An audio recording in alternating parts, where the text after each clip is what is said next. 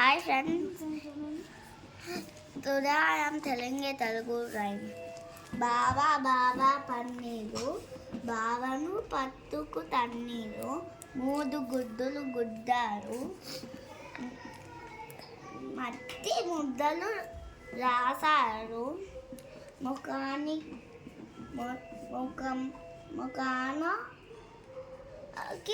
ముఖముకి బొట్టు పెట్టారు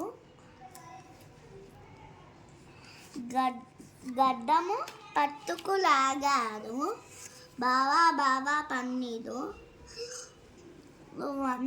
వంటికి అద్దర పూసారు వెరటిలో గడ్డి వాము